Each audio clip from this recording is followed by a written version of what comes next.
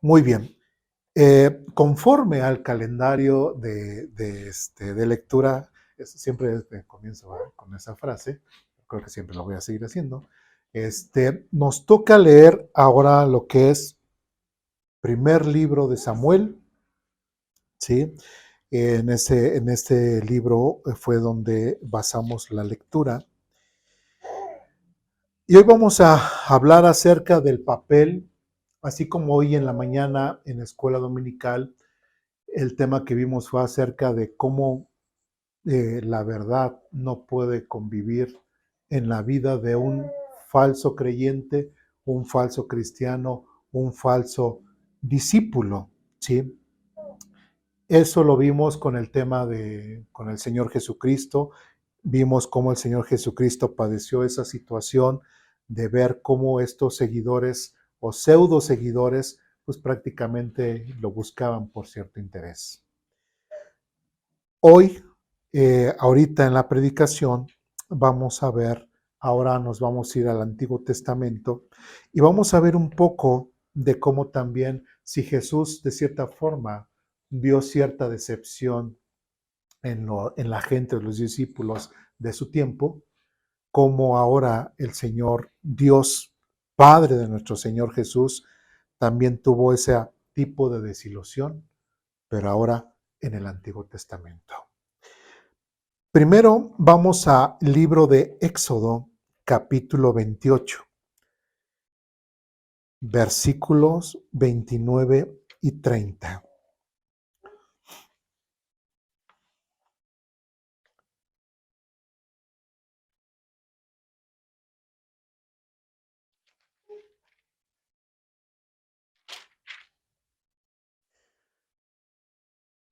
Éxodo, capítulo 28, versículos 29 y 30. ¿Ya estamos ahí? Ya alguna vez ya habíamos hablado sobre este texto, pero quise recordarlo, ¿sí? Versículo 29, Éxodo capítulo 28, versículo 29, dice la siguiente forma. De esta manera, cuando entre en el lugar santo, Aarón llevará los nombres de las tribus de Israel cerca de su corazón en el pectoral sagrado. Recordemos que esta cita es todas estas ordenanzas, todas estas liturgia que el Señor Dios le está dando a Moisés, y pues él, tanto Moisés como Dios, pues están, diría uno, en su rollo, ¿no? Allá hablando y Dios dándole instrucciones, cuando lamentablemente el pueblo de Israel andaba haciendo de las suyas abajo. Bueno, ya alguna vez platicamos, no me voy a enfocar en eso otra vez. Dice que de esa manera, hablando de Aarón, Aarón lo había elegido Dios para ser el sumo sacerdote. ¿Sí? Y aparte de ellos, sus hijos heredarían lo que es el sumo sacerdocio. ¿Sí? Y todos los de la demás tribu de Leví serían solamente los ayudantes al sacerdocio de Aarón, o los aaronitas, como se puede mencionar de otra forma, refiriéndose a la familia de Aarón. Bueno, pues Aarón llevará los nombres de las tribus de Israel cerca de su corazón y en el pectoral sagrado. Esto servirá para recordarle continuamente que Él representa al pueblo cuando entra a la presencia del Señor. No es algo menor el papel o la representación del sacerdote para el pueblo, ¿sí? Prácticamente iba a ser como un intermediario entre el pueblo y Dios. El sacerdote tenía que llevar ese sacrificio, esa representación precisamente del pueblo ante Dios. Versículo 30 dice, dentro del pectoral sagrado meterás el Urim y el Tumín para que Aarón los lleve para que los lleve sobre su corazón cuando se presente ante el Señor. De ese modo, cada vez que Aarón entra a la presencia del Señor, llevará siempre sobre su corazón los objetos que se usan para determinar la voluntad del Señor para su pueblo. Aarón tenía un trabajo especial, ¿sí? ¿Qué iba a pasar cuando muriera Aarón? Su hijo lo iba a sustituir, y iba a ser lo mismo o iba a ser algo diferente. iba a ser exactamente lo mismo. Todo sacerdote, sumo sacerdote, tenía esa gran responsabilidad espiritual de representar al pueblo de Israel ante Dios. No solamente eso, sino también de estar completamente convencido o tener los recursos para poder saber cuál es exactamente la voluntad de Dios cuando le dé uso a lo que es el Urim y el Tumim. Y qué interesante que hable acerca de tenerlo cerca de su corazón, llevarlo más allá de lo simplemente intelectual, sino llevarlo inclusive hasta lo emocional. Tan emocionalmente, Aarón tenía que adjudicarse ese gran compromiso delante de Dios. Si vamos bien, ¿sí? Esto es lo que Dios espera o esto es lo que Dios esperaba o lo que Dios espera del sumo sacerdote. ¿Dudas, preguntas, comentarios, reclamaciones hasta aquí? No. Ahora de aquí nos vamos a trasladar de Éxodo hasta el primer libro de Samuel, como dijimos la semana pasada, cuando vimos la vida de Jefté. Con Jefté fueron 300 años, pues para aquí, para Samuel, nos vamos a ir 400 años después. ¿Qué pasó después de que Dios habló con Moisés sobre este asunto de Aarón? ¿Qué pasó 400 años después? Vamos a primer libro de Samuel, capítulo 2. Ya estamos ahí y vamos a empezar a leer del versículo 12. Ustedes me dicen, ¿ya están? ¿Sí? Y dice, ahora bien, los hijos de Elí eran unos sinvergüenzas. Pregunta, ¿quién era Elí? En el tiempo de Samuel, el sumo sacerdote era el sacerdote Elí. Y Elí tenía dos hijos, ¿sí? Los cuales aquí en el versículo 12 dice, ahora bien, los hijos de Elí eran unos sinvergüenzas. Imagínense, Elí pues ya era grande y uno de sus hijos lo iba a suplir. Imagínense el pensamiento de Dios, el sentir de Dios y sabiendo que el sumo sacerdote, que sería el mayor de ellos, de los hijos de Elí, lo iba a suplir, pero sabiendo que este sacerdote que iba a suplir a Elí era un sinvergüenza. ¿Y por qué era un sinvergüenza? Otra vez, los hijos de Elí eran unos sinvergüenzas que no le tenían ¿qué? Respeto al Señor. ¿Sí? Y algo de lo cual Dios quería de Aarón, o que el sumo sacerdote, toda la descendencia de Aarón, los primogénitos, al tomar este papel como sumos sacerdotes, sintieran ese gran peso y esa gran responsabilidad delante de Dios. Porque ellos eran los que iban a presentar el sacrificio por el perdón de los pecados de toda una nación. ¿Sí? Entonces, ¿qué era lo que implicaba? Santidad, respeto, temor a Dios. ¿Sí? Pero ¿qué pasaba con estos? Eran unos que sinvergüenzas, ¿sí? No le interesaba y dice, y no le tenían respeto al Señor. Tristemente podemos entender un poco que después de que Dios le da estas indicaciones a Moisés, 400 años atrás, recordemos que pasó el pueblo de Israel un periodo muy feo, muy oscuro, que es el tiempo de los jueces, y donde todos hacían lo que bien les parecía, lo que les daba la gana.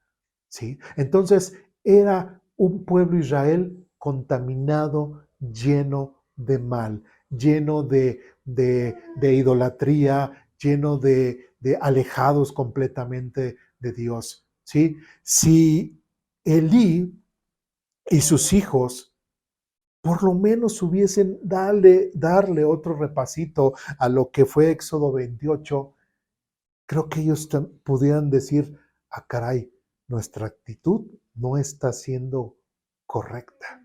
Nuestra actitud ante Dios no está siendo correcta. Pero ustedes creen que tanto para Elí como para sus hijos sinvergüenzas, la palabra de Dios estaba en ellos. No, no le tenían respeto a Dios, no le tenían temor a Dios, y ellos aún estando al servicio de Dios, hacían sus cosas, hacían cosas que no debían de hacer. Dice otra vez, y que no le tenían respeto al Señor ni a sus obligaciones sacerdotales. Prácticamente sus cosas, sus labores sacerdotales que tenían que hacer, no las hacían. ¿Ellos tendrían que estar llenos de la palabra de Dios para poderlas enseñar al pueblo? Sí. ¿Lo tenían? No. ¿Sí?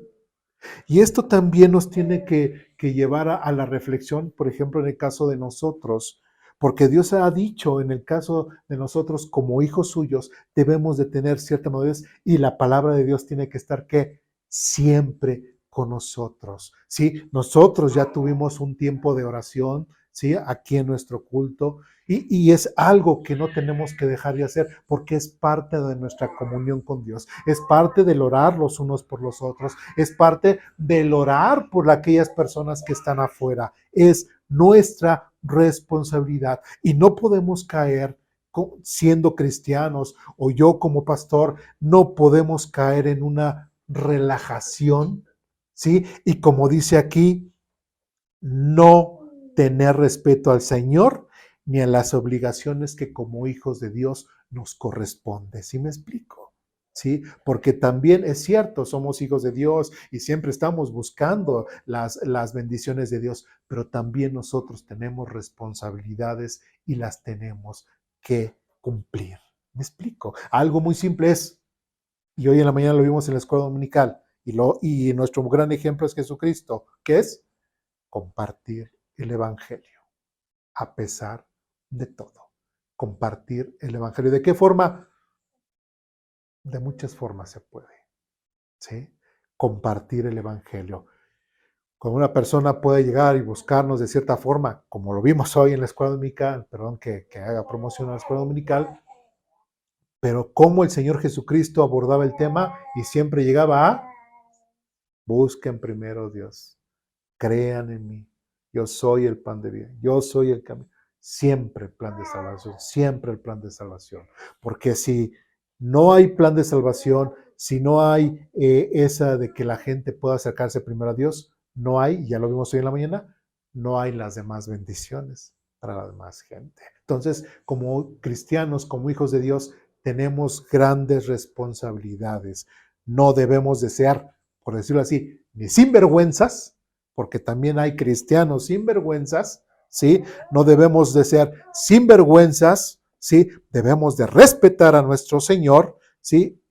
Y acatar también las obligaciones que como cristianos e hijos de Dios también tenemos, ¿sí? ¿Hay alguna duda, pregunta o reclamación? No, seguimos adelante, ¿sí?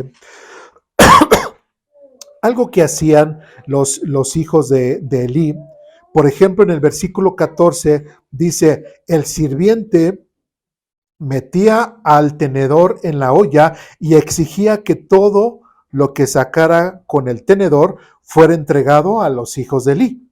Así trataban a todos los israelitas que llegaban a Silo para adorar. Versículo 15. Algunas veces el sirviente llegaba aún antes de que la grasa del animal fuera quemada sobre el altar y exigía la carne cruda antes de que hubiese sido cocida para poder asarla. En otras palabras, este sirviente lo que hacía es de las ofrendas no las estaban considerando los santas como deberían de ser, ¿sí? Cada persona que llevaba su sacrificio tenía su significado especial, cada ofrenda tenía su significado especial y todas las personas, y había gente honesta, ¿sí? Que sí iba. Y si leemos con anterioridad, vemos a un hombre llamado ¿cómo? Elcana, ¿esposo de quién? Ana, ¿sí? ¿Podemos decir que dentro del pueblo de Israel ellos eran malos? No, eran buenos. Y son como que las personas que nos dan esperanza, ¿no? Dentro del pueblo de Israel, porque vemos a una Ana que le pidió a Dios, hizo un voto, Dios le cumplió, ¿sí? Pero buscó primero a quién? A Dios, ¿sí? Y Dios la bendijo y le dio un hijo y cumplió su voto. Dice, y cuando destetó a su hijo, refiriéndonos a Samuel, ¿qué pasó? Fue y lo entregó. ¿A quién? Al gran sumo sacerdote Elí, con unos hijos completamente sinvergüenzas. ¿Sí? Y vemos, regresamos al versículo 11 de este mismo capítulo, dice, después el Cana regresó a su casa en Rama sin Samuel y el niño servía al Señor. ¿A cuál Señor? A Dios. Y servía al Señor como ayudante del sacerdote Eli.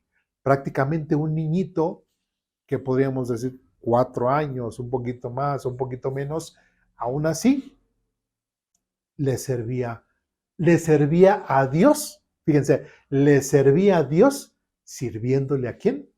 A Elí. Y a veces esas cosas no las tomamos, no las entendemos bien, ¿sí? Por ejemplo, si yo digo que amo a mis hijos, ¿sí? Parte del amor mío hacia mis hijos es mostrarle un verdadero amor y honesto a mi esposa. Si yo no le muestro un amor a mi esposa honesto y verdadero y cuido mi relación con mi esposa, también estoy despreciando a mis hijos, porque estoy rompiendo esa estabilidad familiar. ¿Sí me explico? ¿Sí? Y si no hay una buena relación entre papá y mamá, los hijos, y perdón que mencione esto, y en las peticiones de oraciones, tristemente, así se mencionó. Y muchos ejemplos más lo podemos ver. ¿Sí? Cuando papá y mamá no están bien, los hijos tampoco están bien. ¿Sí? Cuando la relación también entre hermanos dentro de las iglesias no está bien, también las iglesias sufren. ¿Sí me explico? Entonces, al hacer eso, el servirnos a nosotros mismos, ¿sí? Como iglesia, al servirnos nosotros mismos, le estamos sirviendo a quién? A Dios. ¿Sí? Entonces, es importante que nosotros podamos tomar a consideración estas cosas. En el versículo 16, al final, más o menos como la mitad, parte de estas situaciones el mismo siervo decía, no, dámela ahora o la tomaré por la fuerza. Esto refiriéndose a estas ofrendas o estos sacrificios que presentaba la gente, ¿sí? Gente honesta, así como el Cana, como esposo de Ana, que iban y realmente presentaban sus sacrificios con honestidad. Y versículo 17 dice, así que el pecado de estos jóvenes era muy serio ante los ojos del Señor, porque trataban las ofrendas del Señor con desprecio. ¿Sí? Nosotros, bueno, ya lo hemos leído, pero ya sabemos que cada ofrenda tiene un significado, cada sacrificio tiene un significado y hay que respetarlo. ¿Sí me explico? Hay que respetarlo y estos hijos de Eli no lo respetaban, menospreciaban. ¿Sí? Menospreciaban cada sacrificio. Lo bueno es de que Dios sabe que la gente que llevaba su ofrenda, su sacrificio, conoce el corazón. ¿Sí? Ya lo que hacían estos hijos sinvergüenzas, ya era otra cosa. Pero Dios aceptaba con gusto lo que la gente honesta iba y entregaba a Dios. Y versículo 18 dice, pero Samuel, aunque era solo un niño, servía al Señor. Vestía una túnica de lino como la del sacerdote Elí. ¿Sí? Entonces, también trataban de involucrarlo, ¿no? En lo que era en el servicio al Señor. Pero ahora, Recordemos, a ver, ¿quiénes eran los únicos que podían trabajar en el tabernáculo? ¿De cualquier tribu? No. ¿Y de qué tribu era Samuel?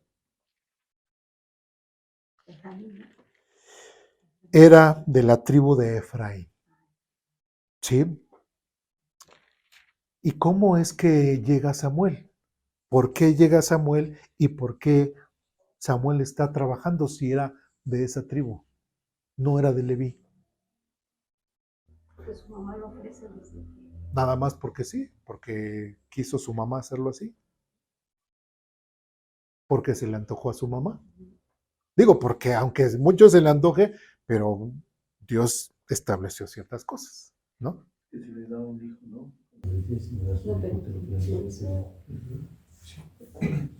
Porque era el primer hijo varón del Cana con esa esposa. Porque era el primer hijo varón. Recordemos que dice la ley, que cada primogénito es ¿para quién? Para Dios. ¿Sí me explico? Pero los levitas como que sustituyen, ¿sí?, a todos los primogénitos. ¿Sí me explico? Entonces, ¿por qué Ana o por qué Samuel sí se pudo quedar ahí con los sacerdotes? Por ser el primogénito. Si hubiera sido el segundo, no. Dios no quiere los segundos, Dios quiere los primeros. ¿Sí me expliqué? Sin agravar a los presentes. ¿Sí? Dios quiere a los primogénitos. ¿Sí? Y los levitas son la sustitución de, como si fuese la consagración de los levitas, ¿sí? Es el pago por todos los primogénitos de Israel. ¿Sí? Entonces, pues ya digamos que ningún levita tomó ese lugar de Samuel y Samuel fue entregado directamente a Dios como el primogénito. ¿Sí quedó claro? ¿Sí? Por eso es de que podemos ver a un Samuel involucrado en las cosas sacerdotales. Si no, no lo pudiera haber hecho por ser de otra tribu. ¿Sí me expliqué? ¿Dudas, preguntas, comentarios, reclamaciones? No. ¿Los segundos hijos, alguna reclamación? ¿No? Bueno, seguimos adelante. En el versículo 20 dice, antes de que ellos regresaran a su casa, refiriéndose a los papás de Samuel, dice, Elí bendecía a Elcana y a su esposa, diciendo que el Señor les dé otros hijos para que tomen el lugar de este que ella entregó al Señor. Entonces el Señor bendijo a Ana y ella concibió y dio a luz 3 hijos y 2 hijas. Entre tanto, Samuel crecía en la presencia del Señor. Algo que podemos ver aquí, y también lo quiero, lo quiero ligar con una cita del Nuevo Testamento, que cuando el sumo sacerdote bendecía o decía algo, o inclusive llegaban a profetizar, era algo realmente en lo cual Dios, no que Dios se sometiera a ellos, pero Dios de cierta forma respaldaba mucho la palabra del sumo sacerdote. ¿Me explico? Entonces, en el caso de Elí los bendijo, ¿sí? Les deseó lo mejor y Dios, como que escuchando la petición de Elí, les bendijo, ¿sí? Por ejemplo, en el caso también, en el caso de Jesucristo, en el tiempo de Jesucristo, hubo alguien que era el sumo sacerdote y que predijo, ¿no? Inclusive ya el texto dice, y el sumo, y este tal profetizó y dijo esto, ¿por qué? Porque era el sumo sacerdote. ¿Sí me explico? Entonces, también Dios lo seguía usando, pero por el lugar y la posición que ellos ostentaban. ¿Sí me expliqué? ¿Sí? Bueno, seguimos adelante. En el versículo 22 dice, ahora bien, Elí era muy viejo, pero estaba consciente de lo que sus hijos le hacía al pueblo de Israel. Por ejemplo, sabía que sus hijos seducían a las jóvenes. No solamente era el desprecio a las ofrendas, no solamente era el desprecio a los sacrificios, no solamente era el desprecio y la desobediencia al sacerdocio y a sus labores, sino también ellos estaban dando un muy mal testimonio fuera del tabernáculo y ¿qué dice? Y seducían a las jóvenes. ¿Sí? Sabemos que cuando este tipo de personas o estos hijos de Eli, lo más seguro es de que eran esos clásicos que tenían hijos por todos lados. ¿Sí? Porque no solamente no nos podemos imaginar a unos hijos de Eli seduciendo a las muchachas solamente de manita sudada, como dicen, sino que ellos iban más allá y se aprovechaban de ¿qué? De su posición. Y lógicamente en ese tiempo las mujeres, ¿cómo se iban a sentir? Hasta de cierta forma halagadas o las elegidas, ¿no? Cuando solamente las utilizaban. Y el hecho de que Elí lo sabía era porque tal vez muchas mujeres de ellas se quejaron, ¿sí? Y denunciaron ese abuso de los hijos de Elí, ¿sí? Entonces, es importante ver este tipo de vida de sinvergüenza de estos hijos de Elí. Después dice, sabía que sus hijos seducían a las jóvenes que ayudaban a la entrada del tabernáculo. Versículo 23, Elí les dijo, solamente les dijo, he oído lo que la gente dice acerca de las cosas perversas que ustedes hacen.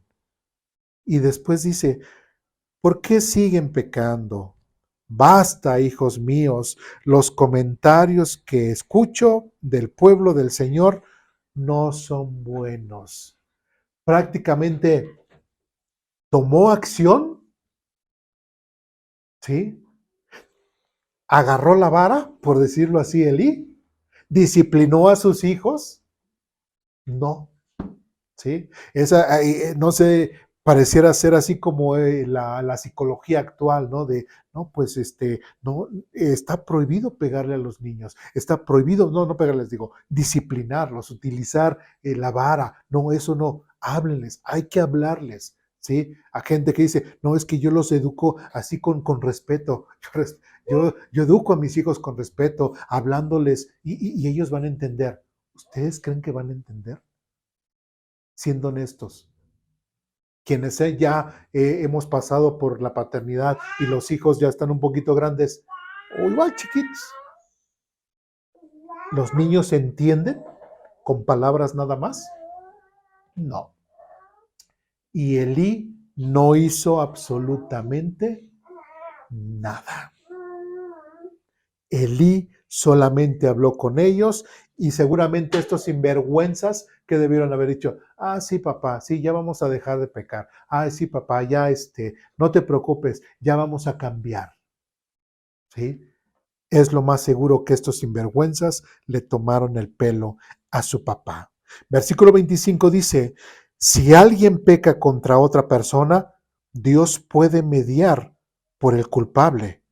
Pero si alguien peca contra el Señor, ¿quién podrá interceder? Lo que Elí les estaba diciendo es de que cuando hay un problema entre personas, pues le pedimos orientación a Dios, ¿sí? Le pedimos y ya Dios nos ayuda a resolver esta situación entre nosotros. Pero si el problema es entre tú y Dios, ten mucho cuidado porque ¿quién va a interceder por ti? Por Dios, no, pero por ti. O sea, te estás poniendo con Dios y le estás discutiendo a Dios, te estás poniendo con Dios directamente. ¿Crees que vas a ganar? ¿Creen que van a ganar hijos? Pues al parecer estos hijos sinvergüenzas de Elí pensaban que le podían ganar a Dios. ¿Sí? Para Dios, para Dios prácticamente le faltaban el respeto y no era nada, por decirlo de una forma. Ellos no tenían en cuenta a Dios en sus acciones, simplemente hacían lo que bien les parecía. Y dice, y sin embargo, los hijos de Elí no hicieron caso a su padre porque el Señor ya había decidido quitarles la vida. Versículo 26.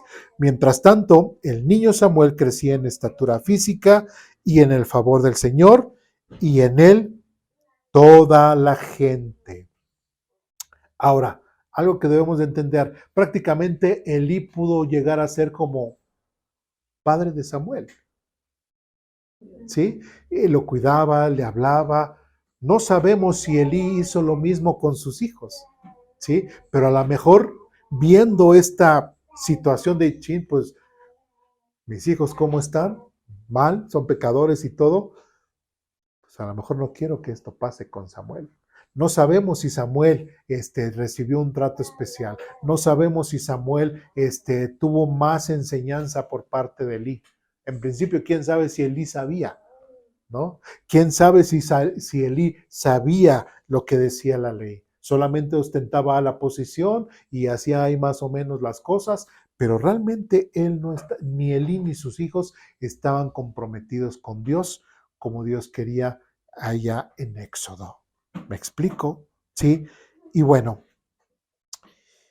y en el versículo 27 dice que cierto día un hombre de Dios vino a Elí y le dio el siguiente mensaje del Señor. Yo me revelé a tus antepasados cuando eran esclavos del faraón en Egipto. Elegí a tu antepasado, Aarón.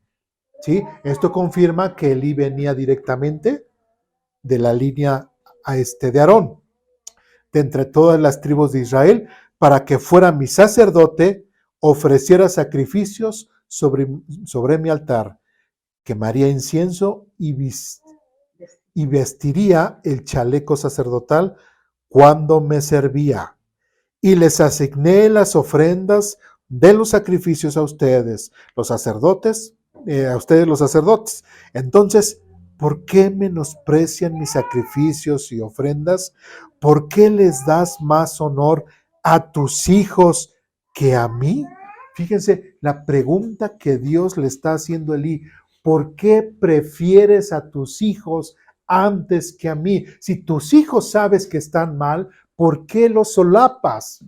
¿Por qué no los disciplinas? ¿Por qué no los corriges si sabes que me están perjudicando a mí?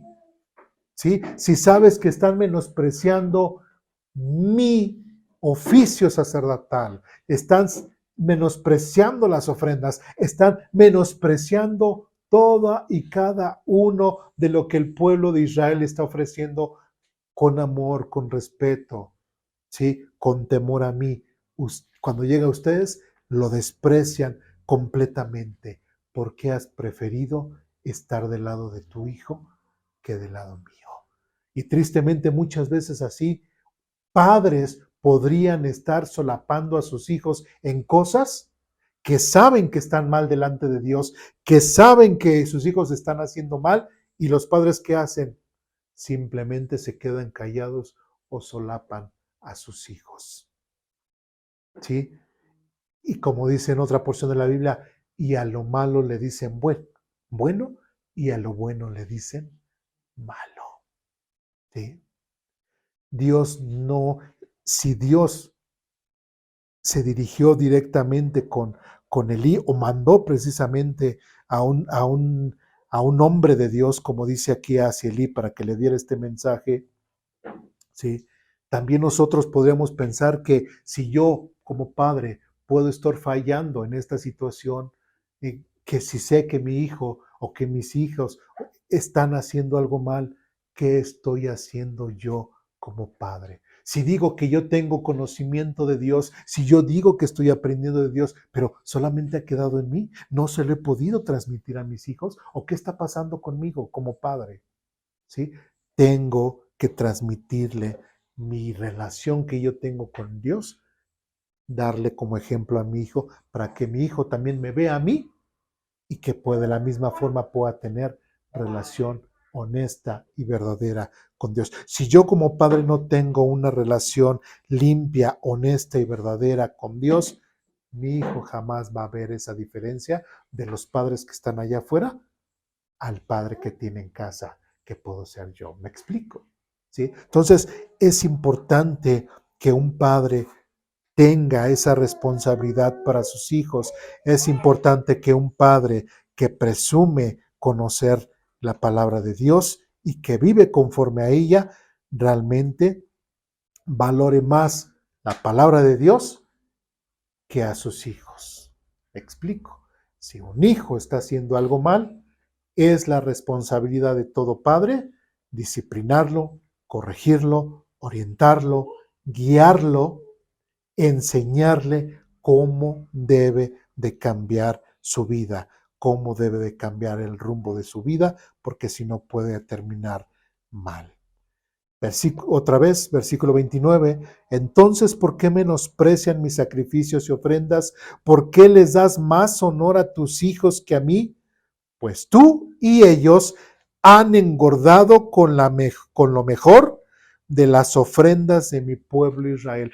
Algo que aquí podemos ver es de que, así como eran selectivos para la comida, más adelante vemos que Elí era que gordito, ¿no? ¿Y cómo estarían sus hijos? Igual gordos, pero unos don Juanes, ¿verdad? Ahí, con las muchachas, ¿sí? Y el mismo Dios les está diciendo, ustedes se han servido con la cuchara ancha, con la cuchara honda, y han engordado con lo mejor de las ofrendas de mi pueblo Israel. Versículo 30. Por lo tanto, el Señor Dios de Israel dice, prometí que los de tu rama de la tribu de Leví me servirían siempre como sacerdotes. Sin embargo, honraré a los que me honran y despreciaré a los que me menosprecian. Algo que también tenemos que entender de Dios o aprender de Dios es de que cuando Dios defiende, recordemos esto, ¿su qué? Su santidad aplica ¿qué? Su justicia. Y que cuando Dios aplica su justicia, también le da honra a quien honra le da, ¿sí? Y desprecia a quien mismo también desprecia a Dios. Ay, no quiero nada de Dios. Ay, sí, mamá, ya me... Sí, pero no quiero nada de Dios. No me interesa nada de Dios. ¿Qué está haciendo? Está que despreciando a Dios. ¿Y Dios qué va a hacer? Ay, sí, vente, aunque tú me desprecies, vente, yo te voy a abrazar. No, también Dios lo va a despreciar. Dice otra vez, honraré a los que me honran y despreciaré a los que me desprecian. Llegará el tiempo cuando pondrá fin a tu familia para que ya no me sirva en el sacerdocio. Todos los miembros de tu familia morirán antes de tiempo. Ninguno llegará a viejo. Bueno, esto exceptuando Elí, porque Elí ya era viejo. Versículo 32. Con envidia mirarás cuando derrames prosperidad sobre el pueblo de Israel, pero ningún miembro de tu familia jamás cumplirá sus días. 33. Los pocos que no sean excluidos de servir en mi altar sobrevivirán, pero solamente para que sus ojos queden ciegos, se les rompa el corazón y sus hijos morirán de muerte violenta. Y para comprobar lo que dije, y para comprobar que lo que dije se hará realidad, haré que tus dos hijos, Ofni y Fines, mueran el mismo día. Recordemos que parte de la función de los profetas, muchas veces para saber si realmente era profeta de Dios, tenía que decir una profecía y ésta se tenía que cumplir a corto plazo. Y cuando ya se cumplía, ¿qué decía el pueblo de Israel? Ah, realmente era un profeta de Dios. ¿Sí? Pero, ¿qué es lo que dice? Que es lo mismo que dice en Deuteronomio y en Levítico. Si hay alguien que dice en su corazón que es profeta y que habla por parte de Dios y no se cumple, ¿qué dice? No le creas, no le temas. De su corazón ha hablado, ¿y qué es lo que vas a hacer con él? Matarlo. ¿Sí? Y así quitarás el mal de Israel. Entonces, ¿cuál era el nombre de este hombre de Dios que vino Elí? No lo sabemos, pero Dios lo utilizó como profeta para hablar, para darle este mensaje a Elí. Versículo 35 dice, entonces levantaré un sacerdote fiel, quien me servirá y hará lo que yo deseo. Estableceré para él una descendencia duradera y ellos serán por siempre sacerdotes para mis reyes ungidos. Prácticamente la línea de Elí, toda su familia iba a desaparecer. Y después de él iba a surgir alguien. Lo que se cree, ¿sí? O lo que muchos creen, es de que a esta persona que se está refiriendo es al sacerdote Sadoc. Sadoc es de donde viene la línea de esta secta judía llamado los saduceos. Recordemos que una vez ya hablamos acerca de los saduceos. De hecho, y eran los únicos que podían ser los sumos sacerdotes. Eran una secta, y así menciona la Biblia, eran una secta de los judíos, y de hecho eran los que no creían en los ángeles, no creían en el espíritu, no creían en el alma, no creían absolutamente, o sea, no creían nada en lo espiritual. Qué interesante que eran la línea de los sumos sacerdotes, que era la línea de los sacerdotes, y eran los que menos creían en las cosas espirituales. Es como decir, digamos yo, siendo pastor aquí de la iglesia, hablando de Dios, hablándoles de Cristo, pero ¿qué creen? Pero yo no creo en Dios. Es absurdo, ¿verdad? Pues hagan de cuenta que así eran los saduceos. Según muy religiosos, según muy dados a la palabra de Dios, porque ellos nada más creían, solamente leían los 5 primeros libros de la ley y todo lo demás, ellos no lo consideraban parte de Dios, ni los profetas ni nada, solamente los 5 libros de la ley. Pues lógicamente que ellos estaban limitados en mucho conocimiento. ¿Sí me explico? ¿Sí? ¿Cómo podemos ver esto? Vamos nada más así rápidamente. Vamos a segundo libro de Samuel, capítulo 8, versículo 15.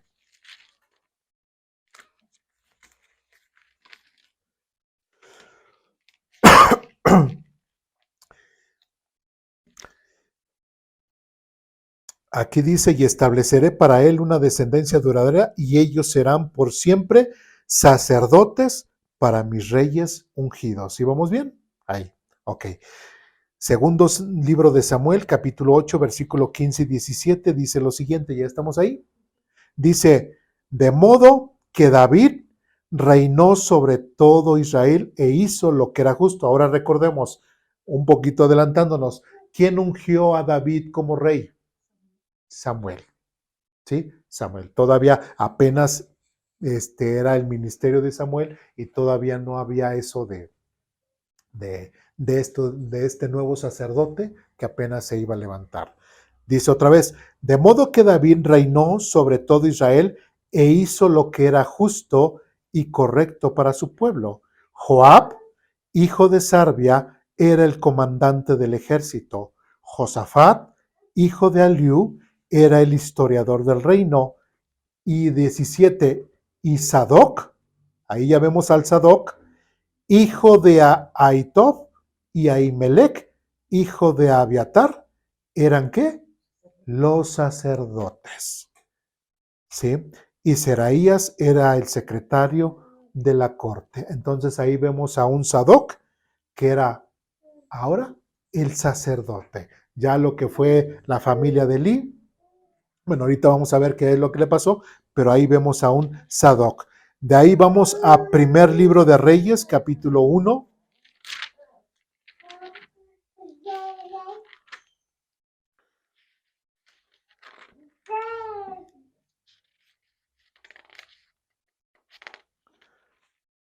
Primer libro de Reyes, capítulo 1, versículo 39.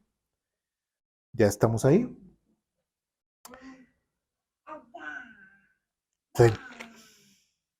39.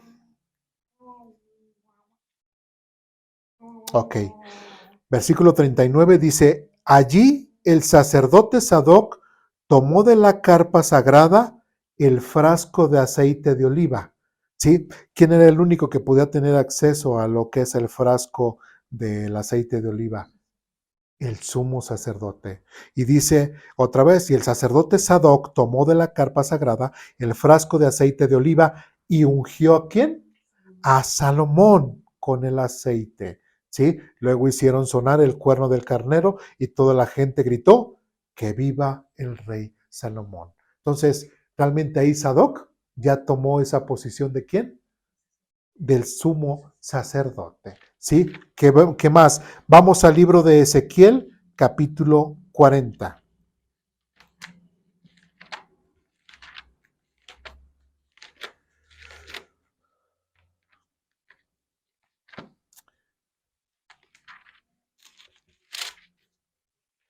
Ezequiel, capítulo 40, versículo 46.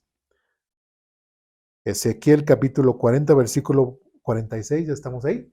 Dice así: la habitación junto a la entrada interior del lado sur es para los sacerdotes encargados del altar. Los descendientes de ¿quién? De Sadoc, pues ellos son los únicos levitas que pueden acercarse al Señor para servirle. ¿Se cumplió lo que este profeta de Dios le dijo a Elí? ¿Se está cumpliendo? Sí. Y Dios está poniendo a otro sumo sacerdote en lugar de la descendencia de Elí. Ezequiel capítulo 44. De 15 y 16. Ezequiel 44, versículos 15 y 16. ¿Ya estamos ahí? Dice lo siguiente: sin embargo, los sacerdotes levitas de la familia de Sadoc continuaron sirviendo fielmente en el templo cuando los israelitas me abandonaron para rendir culto a ídolos. Estos hombres servirán como ministros míos, estarán en mi presencia y ofrecerán la grasa y la sangre de los sacrificios, dice el Señor soberano. Solo ellos entrarán en mi santuario y se acercarán a mi mesa para servirme. Ellos cumplirán todos mis requisitos. ¿Quiénes? Los descendientes de Sadoc. Y por eso llegamos al tiempo de Jesús y encontramos a este grupo llamado de saduceos, descendientes del profeta Sadoc. Todos eran sacerdotes. ¿Sí? ¿Dudas, preguntas, comentarios hasta aquí? No. Bien. Pues se cumplió eso que Dios le había dicho a Elí a través de esto. Muy bien. De ahí nos vamos a saltar al capítulo 4 del primer libro de Samuel. Regresamos a primer libro de Samuel.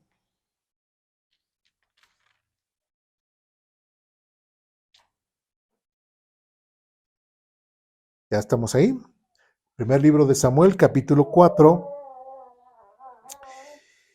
Dice, capítulo 4, versículo 2. Ustedes me dicen cuando estén ahí. ¿Ya? Dice lo siguiente: los filisteos atacaron al ejército de Israel y lo derrotaron, matando a 4,000 hombres. Y terminada la batalla, las tropas se retiraron a su campamento y los ancianos de Israel se preguntaban: ¿por qué permitió el Señor que los filisteos nos derrotaran? Después dijeron: traigamos de Silo el arca del pacto del Señor. Si la llevamos con nosotros a la batalla, nos salvará de nuestros enemigos. ¿Qué era lo que estaban tomando? El arca, ¿como qué? Como un amuleto. ¿Sí? Como un amuleto. Es muy diferente al que ellos tomen la iniciativa y que lleven el arca, a algo muy diferente a lo que Dios hizo cuando tomaron Jericó. ¿Sí recuerdan? Dios hizo en cuanto a las vueltas, cómo los sacerdotes tenían que cargar el arca, el toque de, o sea, Dios fue muy detallista, ¿no? Pero en este caso, Dios nunca dijo eso y ellos mismos dijeron: pues vamos a agarrar, si ya lo hicimos anteriormente, ahora vamos a hacerlo. ¿Cuándo le preguntaron a Dios? ¿Cuándo consultaron con el sacerdote? Nunca. ¿Sí? Simplemente ellos tomaron la iniciativa. ¿Sí? Ahora, si nosotros vamos a Deuteronomio capítulo 20, vamos a Deuteronomio capítulo 20.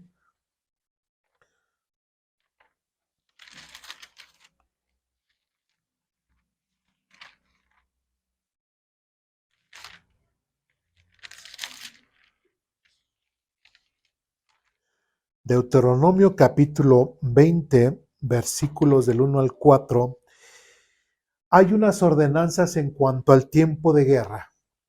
Ya estamos ahí, Deuteronomio 20, del versículo 1 en adelante dice, cuando salgas a luchar contra tus enemigos y te enfrentes con caballos y carros de guerra y con un ejército más numeroso que el tuyo, dice, no tengas miedo.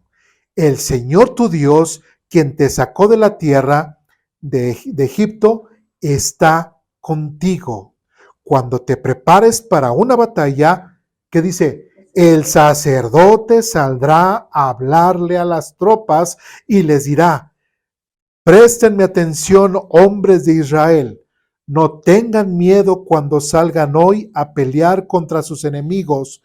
No se desanimen, ni se asusten, ni tiemblen frente a ellos, pues el Señor su Dios va con ustedes. Él peleará por ustedes contra sus enemigos y les dará la victoria. ¿Cuál era el papel del sumo sacerdote cuando el pueblo de Israel fuera a enfrentarse a una batalla? Era el primero que les tenía que animar y que salieran y que combatieran. ¿Dónde estaba Elí? ¿Por qué Elí no hizo esto? ¿Por qué Elí no se paró y dijo, a ver, pueblo de Israel? O sea, ¿qué más iba a decir? A lo mejor Elí tenía pena, ¿no? O decía, es que ¿cómo voy a hablar? Me da pena. ¿Qué les voy a decir? Nada más con que agarres esto mismo que está diciendo aquí Deuteronomio capítulo 20 y animes a las tropas y les digas que Dios va a pelear por ustedes. Solamente eso. Pero aquí hay una pregunta. En Deuteronomio capítulo 20, en algún lado dice, ¿lleva el arca?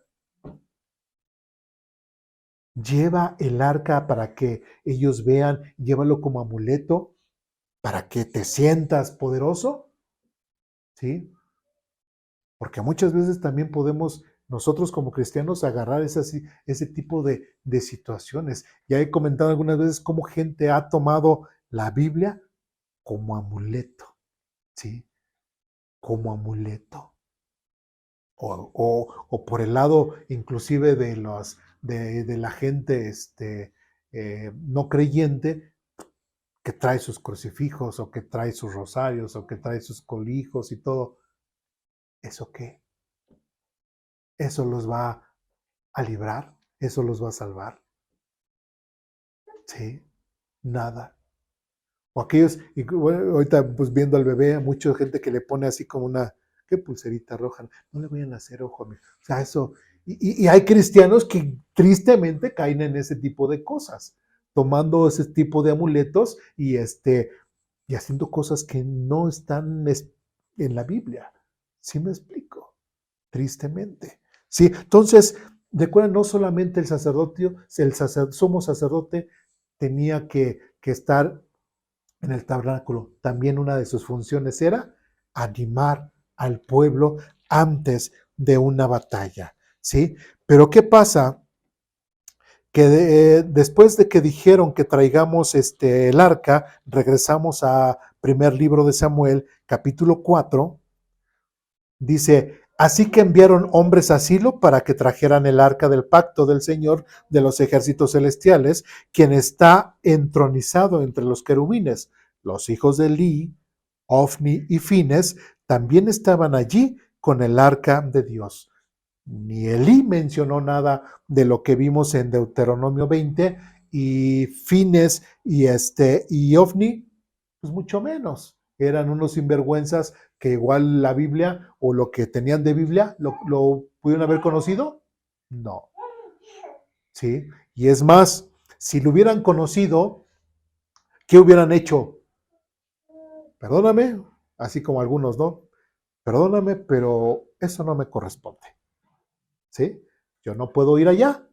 Dios mandó que, mira, mi papá, ese sí, mi papá ahorita se va a parar, los va a animar y todo, pero no es mi papel, no es mi trabajo, no me corresponde ir a la guerra. A mí es, yo desde aquí oro por ustedes o lo que sea, o los animo, les echo porras desde lejos, pero yo no voy a ir. ¿Sí me explico? Tal vez le hubieran salvado, pero no. Pero como no conocían la Biblia, ¿qué les pasó? A ocurrencias de la gente, a ocurrencia de una persona, no, pues hay que hacer esto y todo. ¿Sí? Pensaron que llevando el amuleto del arca del pacto, ellos iban a vencer, ellos iban a salir adelante en la batalla. ¿Sí? ¿Dios los iba a salvar? No. Recordemos que la adoración para Dios no es a través de lo que nosotros pensamos, lo que nosotros sentimos, que yo adoro a Dios de la forma que a mí se me antoje. No. Que fue lo que vimos la semana pasada con el juez, ¿sí? Que él inclusive hizo un voto de sacrificar a su hija, ¿sí? Del primero que salió de su casa y para desfortuno de él salió su hija y la sacrificó. Bueno, ¿y quién le pidió que hiciese ese sacrificio? ¿Sí? Entonces, tenemos que tener mucho cuidado en la adoración. Yo no adoro a Dios a la forma que a mí se me antoja, ¿sí? Mi adoración a Dios es de la forma en la que Él quiere. ¿Sí me explico? Por ejemplo, muchos quieren ser obedientes. ¿Y qué vimos hoy en la mañana en la escuela dominical? ¿Qué decía la gente? No, pues nosotros queremos también hacer las obras de Dios. ¿Y qué dijo Jesús? A ver, tranquilos. ¿Sí? La única obra que Dios quiere que hagan ustedes es solamente que crean. Solamente. No te hagas el bueno, no te hagas el santito. No, solamente cree para salvación. Dios no necesita de tus buenas obras, Dios no necesita absolutamente de nada. ¿Sí? Tú cree primeramente en mí como único medio de salvación y ya cuando tú me des tu vida, ya siendo tu vida mi vida, yo voy a cambiar tu vida. ¿Me explico? ¿Sí? Pero de otra forma no se puede hacer. Bueno, de ahí nos saltamos y bueno, en versículo 5 dice, y cuando los israelitas vieron que el arca del pacto del Señor llegaba al campamento, su grito de alegría fue tan fuerte que hizo temblar la tierra. Y en el versículo 6 dice, ¿qué estará pasando? Se preguntaron los filisteos, ¿qué es todo este griterío en el campamento de los hebreos? Cuando les dijeron que era porque el arca del Señor había llegado al campamento, entraron en pánico. Los dioses han llegado a su campamento, exclamaron. Esto es un desastre. Nunca antes nos hemos enfrentado a algo así. ¡Socorro! ¿Quién podrá librarnos de los dioses poderosos de Israel? Son los mismos dioses que destruyeron a los egipcios con plagas cuando Israel estaba en el desierto. ¿Se dan cuenta? Hasta los mismos filisteos le tenían temor a la fama del Dios del pueblo de Israel. ¿Y cuánto tiempo había pasado? Desde los egipcios hasta aquí. Ya por lo menos habían pasado, recordamos, de Samuel a, de Josué a Samuel, 400 años. ¿Cuánto tiempo estuvieron en el desierto para atrás? 40 años, ¿sí? Por lo menos alrededor de 450 años que ya habían salido de Egipto y todavía la fama del pueblo de Israel o del Dios del pueblo de Israel se recorría. Algo interesante es de que no solamente el pueblo de Israel sabía su historia, sino también las naciones que estaban alrededor, ¿sí? Algo que también podemos ver eso, o sea, otras naciones también pueden dar testimonio de estos acontecimientos históricos. ¿Me explico? No desde que, ay, es que pues nada más lo dice la Biblia porque nada más lo dice y a ver, ¿por qué no lo dicen otros? Bueno, pues aquí mismo, aquí está. ¿Sí me... pero lo dice la misma Biblia. Bueno, pues es que normalmente dicen, la historia la escribe normalmente los vencedores, ¿sí? Pero a ver, nosotros vamos a leer esto Y pues si el pueblo de Israel hubiera vencido, lo hubieran puesto así sin pena, pero están siendo derrotados. ¿Sí? ¿Y qué es lo que hacen muchas veces los imperios? Que cuando pierden, eso no lo ponen muchas veces en la historia, porque cae en deshonra, ¿no? Y todos los reyes y todos los famosos de los imperios quieren ser recordados. ¿Qué decían los romanos? Por la gloria de Roma, ¿no? O sea, no tanto por ellos, sino yo lo hago y conquisto por la gloria de Roma. ¿Sí? Entonces, es algo que también podemos reflexionar. ¿Sí? Y después dice, versículo 9, los filisteos pelearon como nunca antes, sino, los filisteos pelearon como nunca antes. Si no lo hacen, seremos esclavos de los hebreos, así como ellos han sido esclavos nuestros. Peleen como hombres, ¿sí? Prácticamente ellos mismos estaban dando ánimo. Estaban aterrados porque había llegado el Dios de los israelitas y ellos estaban aterrados y dicen, pues ya estamos aquí y pues ya no nos queda más que pelear. Y es interesante que dice, peleen como hombres, o sea, ¿de qué otra forma podían pelear? ¿No? Bueno, y así en el versículo 10 dice, así que los filisteos pelearon con desesperación y de nuevo derrotaron a Israel. ¿Pero por qué? Estaba el arca del pacto ahí. Estaba ese amuleto sagrado del pueblo de Israel. ¿Sí? ¿Por qué perdieron? Y dice, la matanza fue grande ese día. Ese día murieron 30,000 soldados israelitas. Los sobrevivientes dieron la vuelta y huyeron cada uno a su carpa. Versículo 11. Entonces los filisteos capturaron el arca de Dios y mataron a Ofni y a Fines, los dos hijos de Eli. ¿Se cumplió lo que dijo este hombre de Dios que le advirtió a Eli? Sí. Entonces este hombre de Dios era un hombre de Dios. ¿Era un profeta de Dios? Sí. Se cumplió lo de que morirían sus hijos el mismo día. ¿Sí? Y ya como vimos anteriormente, y se va a cumplir aquí en esta historia, y se va a cumplir más adelante, donde Dios levanta a un nuevo sacerdote llamado ¿quién? Sadoc.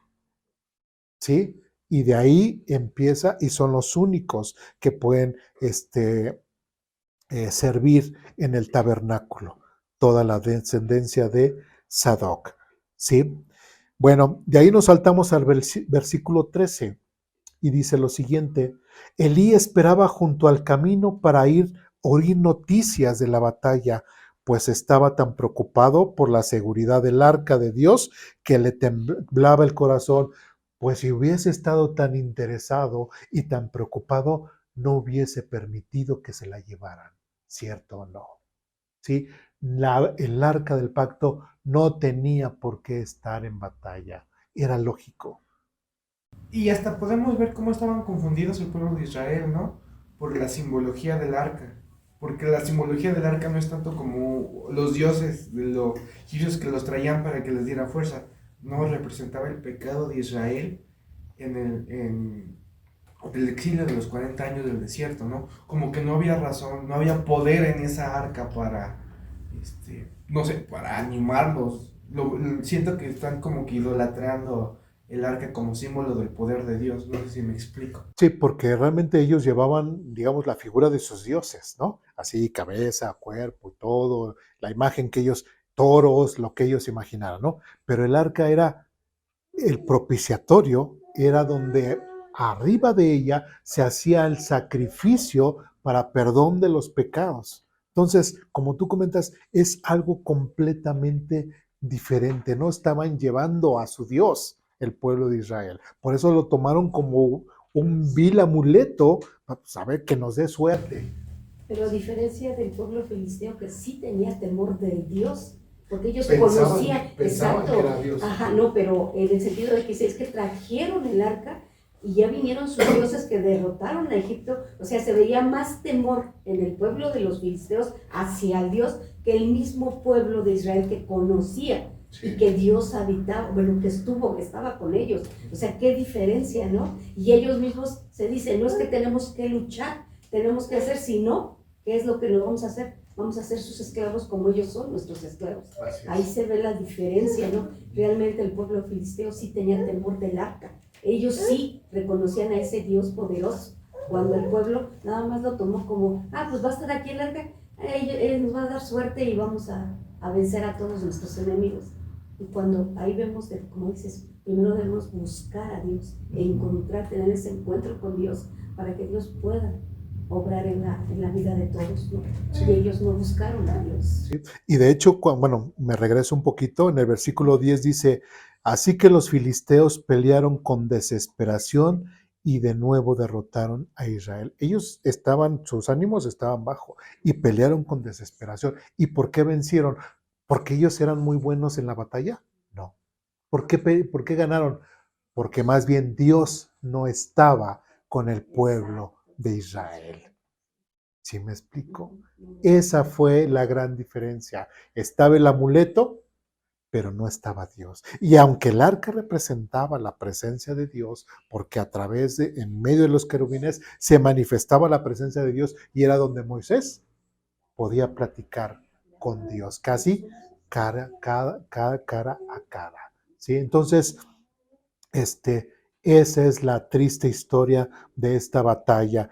Y bueno, y dice otra vez, es versículo 13, y Elías esperaba junto al camino para oír las noticias de la batalla, pues estaba tan preocupado por la seguridad del arca de Dios que le temblaba el corazón. Y cuando llegó un mensajero y contó lo que había sucedido, un clamor resonó por todo el pueblo. ¿A qué se debe todo este ruido?, preguntó Elí. Entonces el mensajero corrió donde estaba Elí, quien tenía 98 años de edad. Ya uno quisiera llegar a esa edad, ¿eh? 98 años de edad, y ya estaba ciego. ¿Por qué? Pues por la misma edad. Prácticamente ya estaba en sus últimos días, ¿sí? Y le dijo, acabo de llegar del campo de batalla, estuve allí hoy mismo. ¿Qué pasó, hijo mío?, preguntó Elí. Israel fue derrotado por los filisteos. Masacraron a la gente, también mataron a sus 2 hijos, Ofni y Fines, y capturaron el arca. Cuando el mensajero mencionó lo que había sucedido, el arca de Dios, lo que le había sucedido al arca de Dios, Elí cayó de espaldas de su asiento junto a la puerta, se quebró la nuca y murió, porque era viejo, demasiado gordo. Durante 40 años había sido el juez de Israel. Sí, de hecho, pues Dios les dijo, agarraron lo mejor de las ofrendas y tú y tus hijos se engordaron muy bien. Y aquí está otra vez, su mismo peso lo venció. ¿Sí? Entonces, ¿se cumplió este juicio de Dios? ¿Qué defendió Dios? Su santidad, porque no podía seguir aguantando lo que estos truanes, ¿sí?, estaban haciendo, lo que estaban haciendo dentro del tabernáculo, el cómo cómo ellos le estaban robando a Dios, le faltaron el respeto, ¿sí? Y Dios prácticamente defendió su santidad, aplicando su justicia, dando disciplina a Elí. Y no solamente le afectó a él y a sus hijos, sino prácticamente a toda su familia, y fueron relegados de sus funciones, y Dios puso a alguien que, como dice ahí, iban a ser estos hombres o estos sacerdotes, los únicos que iban a hacer, y hasta la fecha ellos son los que le sirven al Señor, ¿sí? Ahora, después de esto, una de las nueras de Elí estaba embarazada, y al escuchar la noticia, tuvo un parto, tuvo a su hijo, ella murió en el parto.